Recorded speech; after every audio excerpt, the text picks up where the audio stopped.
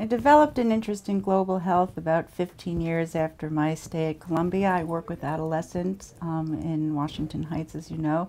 And in my travels, particularly to parts of the developed world, I realized what resource-poor environments had to face. So I got involved in a nonprofit in Uganda, and my purpose was to help link the children in this nonprofit with competent care. And I was fortunate enough to meet pediatricians at Malago Hospital, which is in Kampala, associated with Makerere University. And they're terribly skilled people who are delivering care in a competent way in a very resource-poor environment. And in my time there with this NGO, I realized what a wonderful experience I thought this would be for the residents. To learn something, we're a global community, to learn something out of the community that we work in Washington Heights. I brought this idea back to Dr. Driscoll, who endorsed the opportunity, and over the past 3 years we've worked on developing an elective experience for pediatric residents. They stay there for a month and they're welcomed by the staff, and I think it's been a wonderful learning experience both for the faculty and residents there as well as our house staff. Since pediatrics in Uganda ends at age 12, and since I'm very involved in the pediatric department, I initially started by going on rounds as well as giving talks to the house staff and grand rounds to the faculty, focused on adolescent issues because that's my specialty.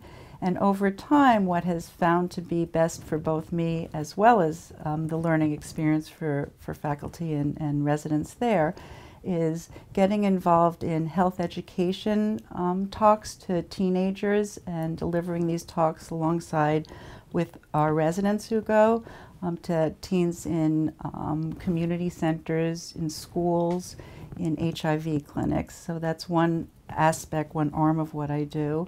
And the other is helping to collaborate with faculty interested in adolescence and faculty from all different specialties. So social workers, health educators, nurses, OBGYN, family practice, pediatricians who are interested in adolescent health care, and helping them begin to think of what would be the appropriate next steps in Uganda to improve adolescent health care.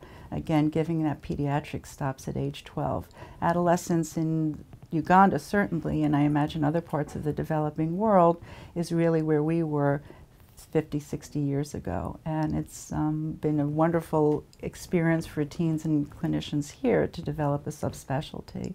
And that's the trajectory I hope we're on, and certainly in Uganda they would like to develop as an adolescent-focused clinic, ward, and perhaps adolescent care of excellence. I think that the biggest joy and the most gratification that I get out of this experience, and that I believe the residents do, and I'd like to see continue to be fostered and developed, is the learning on all levels, both clinically, professionally, personally, because the residents now go and they're immersed in a new community for 1 month. And I think we all go over to the developed world thinking that we have so much to teach, which is in fact the case, but I've really learned how much we can learn from them. And since the world is becoming a smaller place in a global setting, it's inevitable that we're going to be dealing as clinicians, researchers, as providers with people from all walks of life. So I think looking at how many of these providers are actually, I see them as heroes. They're working with such limited resources, as I mentioned before, in such challenging settings, and yet they develop programs, they develop research protocols, they do after-hours teaching, and I think they are very courageous, and we have a lot to learn in terms of how we can grow and contribute in ways that we wouldn't necessarily be able to do if we were devoid of that experience.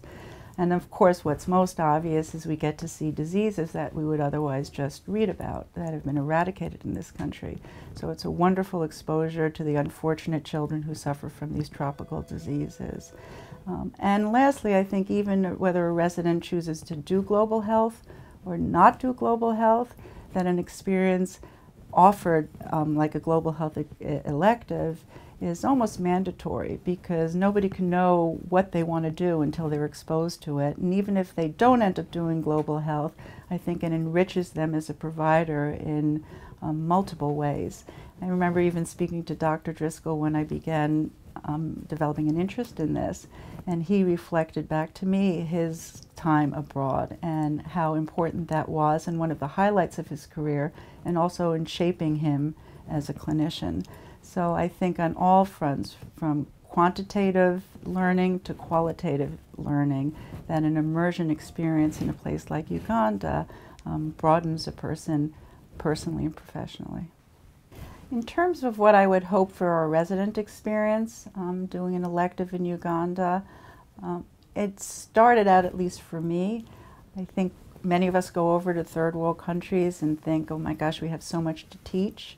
And although that in fact is true, the other part is we have so much to learn. And since we live in a global community now, I don't think an experience needs to be per se in Uganda, but I think one offering that as an elective experience, and resident interest is huge, so inevitably these spots will be filled, not only expands a person as a provider.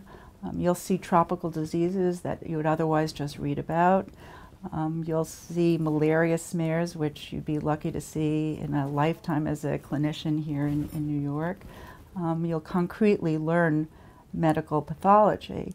But even more important than that, there's a huge personal learning curve, which I think one brings back in terms of their development as a more expansive pediatrician and perhaps competent.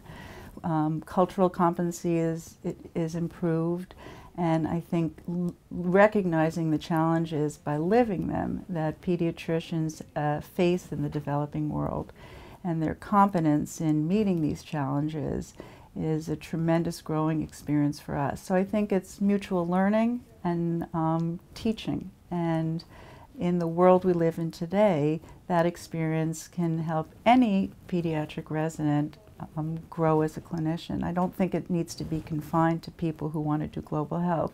And the truth is, in my limited time doing this, experiences like this have helped people choose to do global health, because until you do it, you don't know what it is.